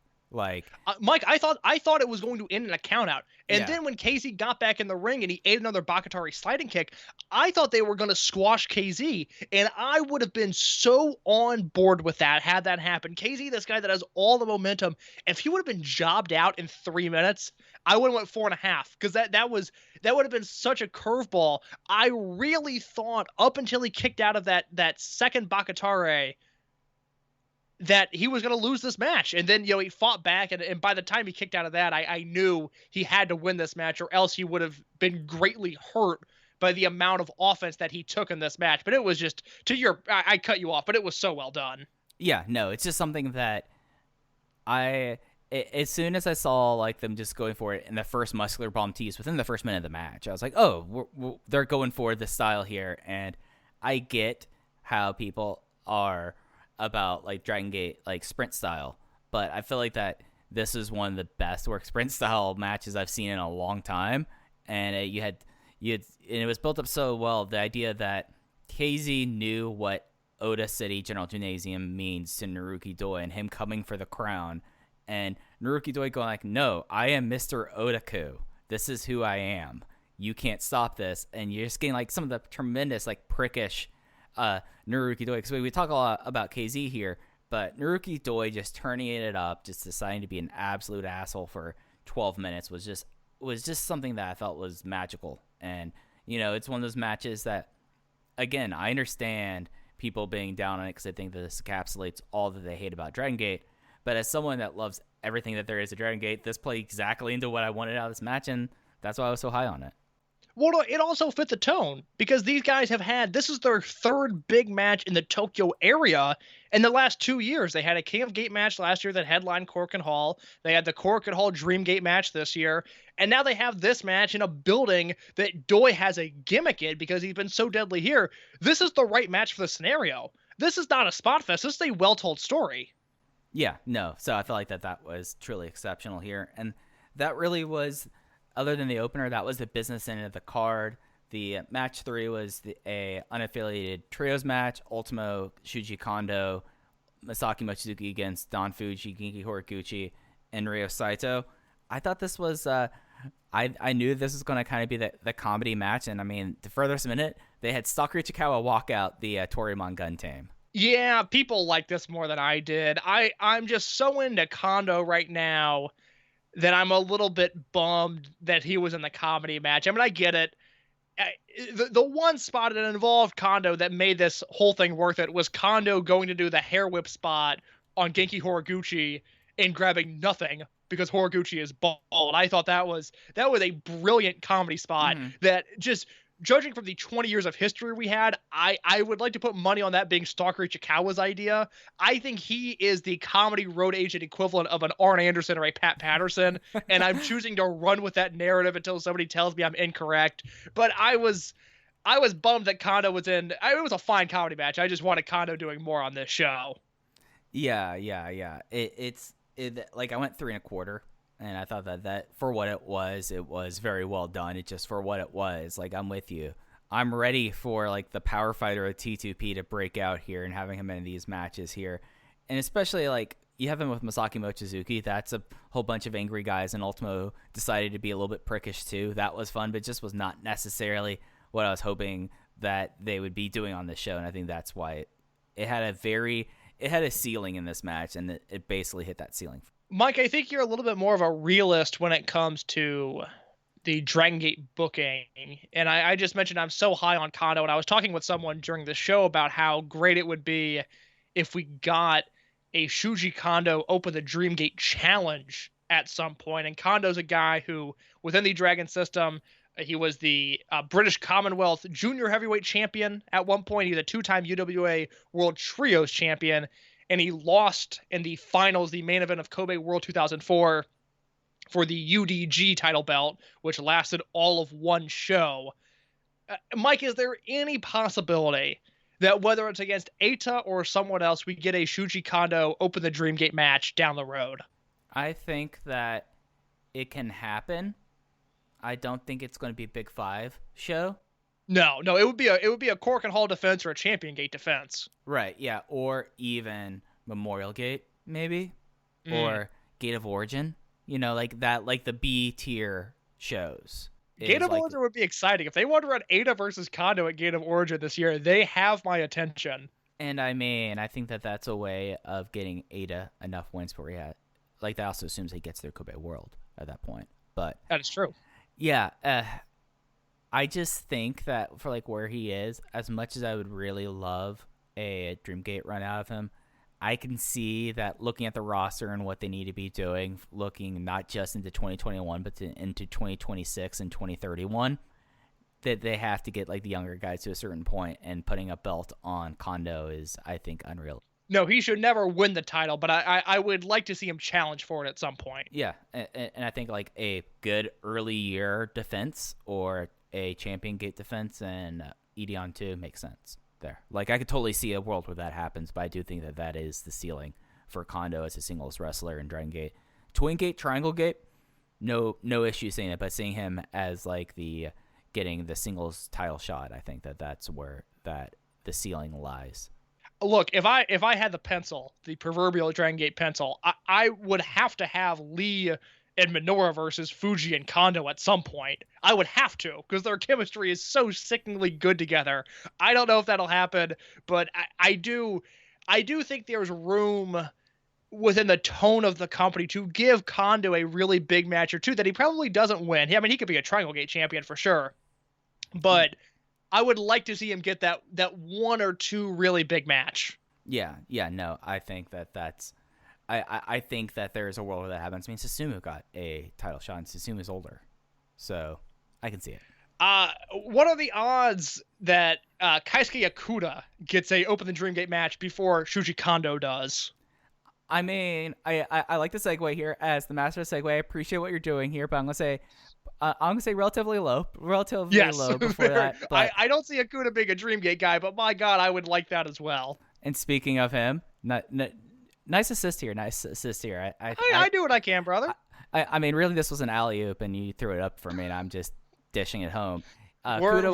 Mike, who's your basketball team? I was gonna say we're a Jameer Nelson, Dwight Howard combo. I don't know why I thought you were an Orlando Magic guy. Is that true? Oh God, no! I grew up in Dallas Fort Worth during the Dirk days, man. Dirk. I'm hitting you with that Nash Dirk combo. Yeah. I mean, you're doing the behind the back to me, and I'm doing the fallaway three. That's how it's going here. Dirk does not dunk. Dirk did not dunk. Very, very true. Yeah, so talking about Okuda, he was the one who won the fall in the second match on the show. This was an 8-man tag. We had Yasushi Kanda, Kakatora Gamma, and Ho-Ho Loon go up against the Dragongate team of Keisuke Okuda, Problem Dragon, Mondai Ryu, Punch Tomaga, and UT. Okuda got the win on Kanda with a lights-out GTS in 8 minutes and 30 seconds. This was a fine opener. I'm ready for Okuda versus Ishida. Let's do it. We got the Maria defense that we're about to talk about. Let's bring on Okuda versus Ishida. As much as I love this vine that's dudes going against dudes, there's really not. I mean, this was just like there. I mean, got everyone on the card. A whole lot of punch. You know, I mean, UT worked a good deal of this match, but I mean, it just was kind of there. I went 2 3/4. It existed. All right, let's talk about the opener proper because it was much better. The opener proper was the Open the Bravegate Championship match, as Kaito Ishida made a point of that Maria is a combat wrestler, so this match would be the opener. Kaito Ishida makes his 4th successful defense of the Open the Bravegate title. It does seem like he will go from Gate of Destiny to Gate of Destiny as Open the Bravegate champion, defeating Maria in 13 minutes and 45 seconds with a Tiger Suplex hold, which is his finisher, by the way. Did you know that, Case? I feel like I've written that down a time or two, that Kaito Ishida's finisher is the Tiger Suplex hold. Yep. It was a great opener. You know, like this match, they started out hot. They did the trope of Ishida pantsing Maria, and instead of like playing up for comedy, it just fired Maria up more and just like was just like throwing bombs, and Maria took a lot of gross bumps in this match. Like I totally get like now that we're like going down the card how you can say like this is very much like an ugly card in the looking at the matches and the bumps taken, because like Maria took a whole lot. This had a bunch of RED sleaze, as one is wont to do, especially in comparison to the rest of the show. This one, other than the main event, had the most RED Rudo shenanigans here. But I mean, like, it had issues, but like it just like really kind of played together, but it went back to the core of it. And I feel like that this was a tremendous opener. If they want to have Kaito Ishida specials opening up every big show where he just has a quarter hour of just ruining folks, I'm okay with. I went 3 3/4. Oh my God, the near falls in this match. Mike, you did not watch live, but you went in unspoiled. Was there any time where you thought maybe Maria's going to win this match? Well, like the problem was that Maria hit the Neralucci like 5 times. So and wasn't going. I did buy into her doing the European clutch when she like did the bridging pen. That was a near fall that I really bought into. But as soon as like the second Neralucci got kicked out of, I was pretty certain that it was going to be Ishida winning. But maybe that was me going like, okay, they have to do Ishida versus Okuda. We have to get through this, get through Ishida Okuda. And that's how it is. There's a string of 3 near falls in a row in this match where she does the European clutch, which I really bought into when Ishida kicks out. She hits her crucifix driver for a deep 2 count. And then she hits that move again, and Yo pulls the referee out of the ring, and that kind of gives Ishida the moment he needs to gain his bearings, kick Maria in the head with a garbage pail on her head, and then get the win with the Tiger Suplex hold. I was losing my mind on these near falls. I did not think Maria could win, but the way they built this match, I was going, oh my God, this could really happen. It was an excellent big match Maria performance. And like you said, Mike, it was so refreshing to have a big Dragongate show. And I'm not even criticizing them for what they normally do, but it was such a cool change of pace to have this show start with a Kaito Ishida Open the Bravegate match rather than Okuda, Problem Dragon, Punch Tamanaga, and UT coming out there like the gang of dorks that they are. And granted, they're lovable dorks. I like them all, but you know, that's what they are. It was so nice to see this show start off on such a high note. This was a phenomenal match. I went 4 1/4 on it. I loved this. And Kaito Ishida he's 1 or 2 defenses away from really having an all-time great Bravegate run. He's not near the level of Pac in 2011, but no one ever will be. But if we're talking the legitimately great Bravegate runs, You give me one more Ishida defense, and he has to be in that conversation. Yeah, I think with one more defense, he's up there with the Akira Tozawa Eternal Reign. I mean, he's yes, very I think close. that's a very fair comp. Yeah. And with the way that things are going, he could lose the belt in that defense, and I put that up there. Like it's not necessarily him like carving up notches. It's just like him really putting forth the effort on that. I've looked at like my rankings. I looked through my notebook. He's probably my Dragon Gate most outstanding wrestler 2020, and I don't think that that's a very controversial thing to say. And I've been thoroughly enjoying this title reign, and I'm excited to see who's next. Could they maybe have enough faith in UT staying healthy that we get UT versus Ishida? Because if so, I'm here for it. Yeah, it's there's a lot of I can't get a feel for the direction that Ishida goes from here, but just the Bravegate title in general is just so interesting right now with Ishida holding the belt, and I think the direction that they go post Ishida, I'm very into all of it. Oh, absolutely. I'm totally on board with you on that. And then we had a match 0. This was unannounced. It was Hyo and Kento Kobune going to a 10-minute draw. When I watched this live, I thought that somehow Kobune got the pinfall or like got the submission at 10 minutes. Like, oh, good for Kobune, but apparently it was a 10-minute draw. I mean, good chemistry here. I thought Hyo, I feel like, works better when he's with people of his class and of that style. He always seems to be like, when he's tagging with Ishida, he more like morphs into kind of like a mini Ishida in a lot of ways. And, putting Kobune out here, opening up a big show is a big feather in that guy's cap and further cements himself as the leader of the Clash of 2020.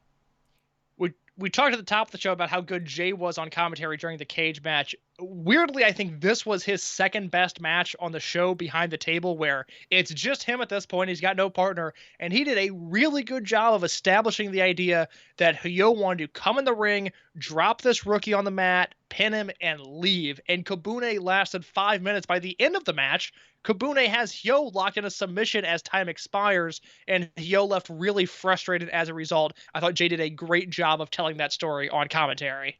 Yeah, and I mean, it's something that, he's several classes ahead of Kobune, so he should be frustrated, like, not being able to take out this kid who's only debuted 8 months ago in 10 minutes. So I thought like that was a really effective job as well. And that was Dangerous Gate, and a show that I still think is the show of the year. We spent an hour and a half talking about it, but we knew we were this week. This was the big show of the week. And Case, any other last thoughts of about Dangerous Gate before we kind of start wrapping this up and looking ahead and then doing some just general like podcast business? It's a show of the year contender. I think it's the best top to bottom show I've seen outside of the Wrestle Kingdom shows this year. And I encourage, if for some reason you've listened to all of the show and you haven't seen the show, at the very least watch the cage match. I think every wrestling fan should sit down and enjoy themselves a Dragon Gate cage match once a year. So I highly recommend that.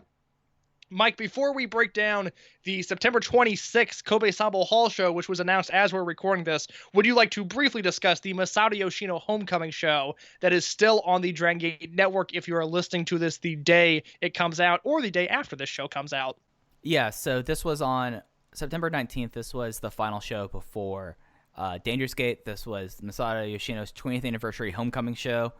And, we were kind of like talking last week about the show and be like, okay, this would be kind of like a fun show to kind of see and just have like interesting things on this show as well. And if you haven't seen a homecoming show in Dragon Gate, it's worth checking out, if only for like the pomp and circumstances. I'd be surprised if they don't have Nara for Doi on the network as well. But this was Yoshino's last homecoming show. I don't think he's going to prolong the retirement until next September. Just running down the results. Opener was a Torimon versus Dragon Gate 6-man tag team match. Sachi Hokoboy making tape for the first time since the reunion show as he teamed with Ryo Saito and Don Fuji. They got the win on Yosuke Santa Maria, Jason Lee, and Punch Tominaga. Match 2 was a Torimon versus Dragon Gate singles match. Gigi Horiguchi got the win with the backslide from Heaven, which is another thing on Benkei, which is another thing about Benkei dropping falls. Like, with how he was positioned last year, he's not taking the backslide, and I thought like that was kind of a decent match. Match 3 was the reuniting of the original Jimmies, Yokosuka Chome, as Suzumu Yokosuka and Kagetora teamed up to go against Kota Minoura and Dragon Dia. Dragon Dia got the win here with a Casadora on Kagetora.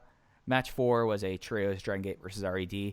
Keisuke Okuda, Kai, and UT defeating Diamante, Kazuma Sakamoto, and Hyo. This was a DQ due to RED interference, and they just kind of just went into UT when he locked in the Bien Yave on Hyo. Semi-main, Kondo and Kanda versus Yamato and KZ. KZ got the win with the running elbow smash. And the main event was the Torimon versus RED 8-man tag. Masato Yoshino, Ultimo Dragon, Naruki Doi, and Dragongate defeated the RED team of Ada, BB Hulk, and Big R Shimizu along with Kaito Ishida. Yoshino got the pin with the Tora Bellino crucifix in 18 minutes and 6 seconds. The last two matches were like 3.5 star solid, a single cam. Dragongate matches, if you're going to try to watch this, watch like the opening 20 minutes where like they do like they have Dragon Daya's musician who does his theme come out, and she did like a little mini set and had dancers come out and dance to Dragon Daya's theme, and then the main event. Yeah, I mean it's tough in these eras where like you can't have the banner waivers, you can't have any streamers. Dragongate doesn't do many streamers anymore anyways, and you can't really cheer for this, but you could feel the energy of this hometown crowd getting to see their favorite native son one last time. And after the show wrapped up, Yoshino did the go home and everyone did the Sol Naciente pose. It was a fun show, but not necessarily a show that's essential, and especially, you know, I mean, if you're watching this now, if you're like looking at stuff to watch now, it's nice to see the homecoming show, but I mean, you have Kai still on Dragongate Army, of Bear Shimizu still in RED. So, I mean, it's out of continuity in a lot of ways if you're just picking up here. And that was the only other show that made tape. In case when this came out here, you wanted to surprise me with these cards. So take it away as we look to wrap up September. Mike, I'll give you the September 26th show, which will air on the Dragongate Network. We've got cards through the end of September. These are shows that won't make tape. It's some homecoming shows. These matches, other than the Takedo Kamai show on September 29th, which has a Ryotsu Shimizu versus Dragon Daya match, which I would like to see, and Kamai in the semi-main event. It's Doi and Susumu against Takedo Kamai and Kento Kabune. It doesn't look like there's a ton worth noting on the Dragongate house shows. But September 26th, Kobe Sambo Hall, this show will air live on the Dragongate Network. An 8-man tag team match. Naruki Doi, Dragon Kid, Gamma, and Ho-Ho Loon against Kaito Ishida, Takashi Yoshida, Diamante, and Kazuma Sakamoto. Match 2, I like this one a lot. It is Kota Minoura and Jason Lee versus Kento Kabune and Takedo Kamai. Match 3 is a 6-man. It's Ultimo Dragon, Masato Yoshino, and Susumu Yokosuka against Yosuke Santa Maria, Dragon Daya, and Jimmy. Match 4, and we will get into the history of this match in just a second. Ryotsu Shimizu versus Punch Tamanaga. We close Shimizu out the versus card. Tamanaga. Indeed, my friend. It is Shimizu versus Tamanaga. There's a ton of history behind that match that I'll explain in just a second. We round out the card semi-main event. Ben-K and Keisuke Yakuda versus Shuji Kondo and Genki Horiguchi. Remember, Ben-K thinks that Keisuke Yakuda is the one under the RED mask, so there could possibly be some friendly fire there. In your main event, Dragongate 6-man tag team match, Dragongate versus RED, Yamato, KZ, and UT against Eita, BB Hulk, and Kai. Mike, what jumps off the page to you there? I mean, really everything from match 2 on has something to bite your teeth into. Like the opener, I mean, the opener is the opener, but I mean, Liam Minoura making a non-title match against the two guys at the front of the class of 2020. Hella stoked for that. The trios match, going to see Jimmy mix it up with Yoshino and Ultimo and Yokosuka. That's really exciting. I'm skipping over match 4 because we'll go back to that in a second. But then, like, the best bros, I mean, like, there's a lot of... Ben-K, he has a strong suspicion that, I mean, that Keisuke Yakuda is Yellow Demon Mask. And then this main event case, this is something that if you are new to Dragongate, we should explain to why they have these trios set up as such. So the original members of one of the units that became Dragongate Army was Tribe Vanguard.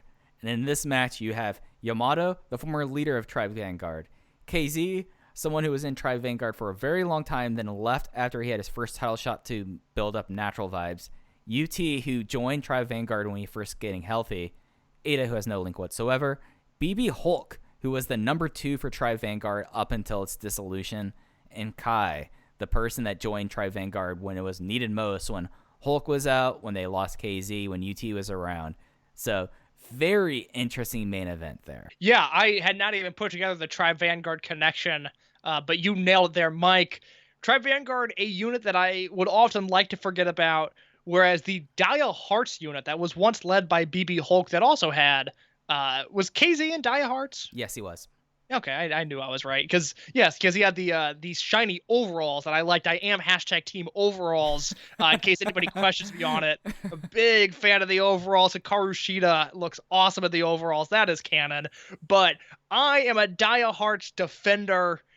I feel like, and I was gonna do this at the end of the cage match, but these cards came out, and I thought, oh my god, an even better opportunity to do this at the end of the show to sort of refresh people's memory on the origin of the Big R Shimizu character, because it just so happens that the sleaziness of Big R Shimizu coincides with the exit of Shingo Takagi from this company, and I maintain that from the start of Big R, that was a character created to eventually get a huge singles match win on Shingo, and it never happened. And once Shingo left the company, we saw that character change. So we need to go back in time. We need to go to October 9th, 2014, which is relevant to this Punch Tamanaga singles match, because on October 9th, 2014, Korakuen Hall, singles match, it is match 2 on the show, Punch Tamanaga defeats Ryotsu Shimizu, not Big R at this point. He defeats Ryotsu Shimizu.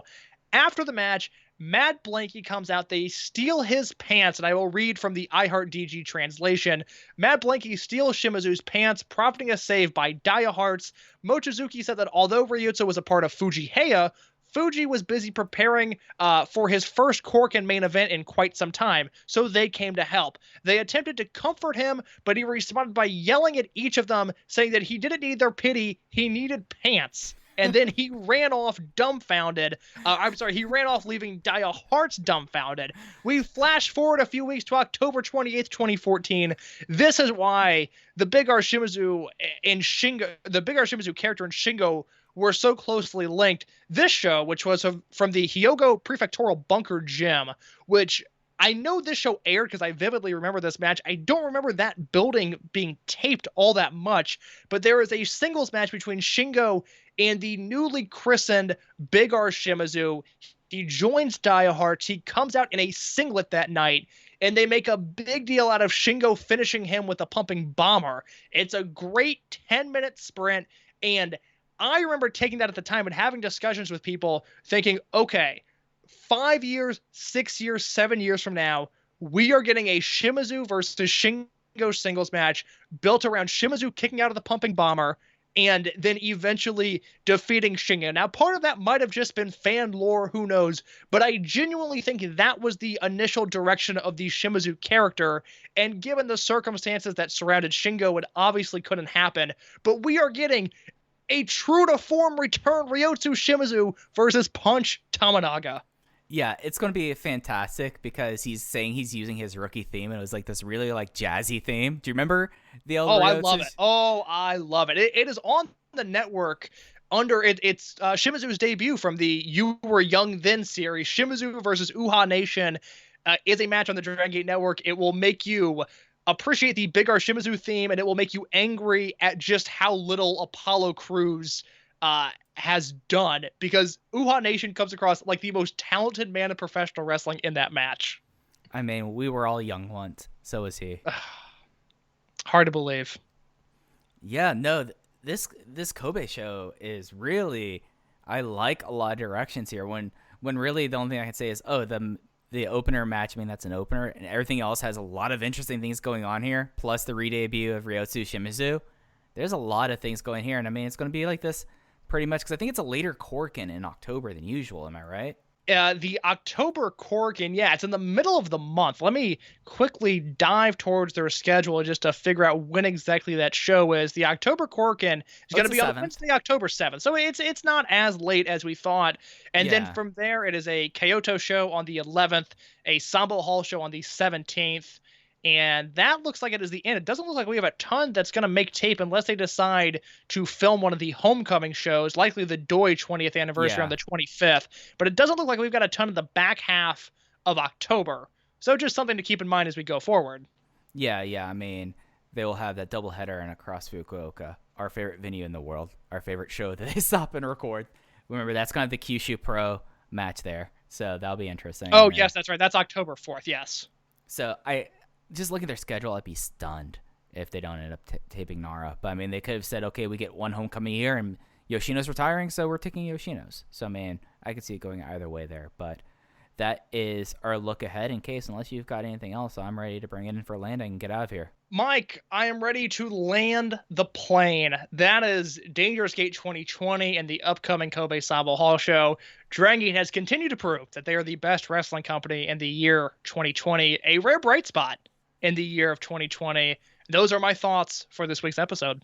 Yep, and it's full steam ahead. I mean, October, there's a little bit of a build-up, but then we get into November, and that's going to be an insane month, and then everything ends at Final Gate this year. It's going to be very interesting. We're going to get the Unmasking a Yellow Demon mask on the 7th, so we have that to look forward to in October, and then just to see how everything shakes up. Like, we'll see Kai as a heel in RED. We'll see the redebut of Ryosu Shimizu, and we'll see what the future lies ahead for Masato Yoshino. It's going to be a real cool stuff. I'm looking forward to it, Mike. Yep, and that's going to do it for this episode of Open the Voice Gate. You can follow Case on Twitter at _InYourCase. You can follow me on Twitter at FujiHeya. That's Fujiheya with 2 eyes like Don Fuji. And follow us at the podcast account at Open Voice Gate. But for Case, I'm Mike, and we'll catch you next time Open the Voice Gate.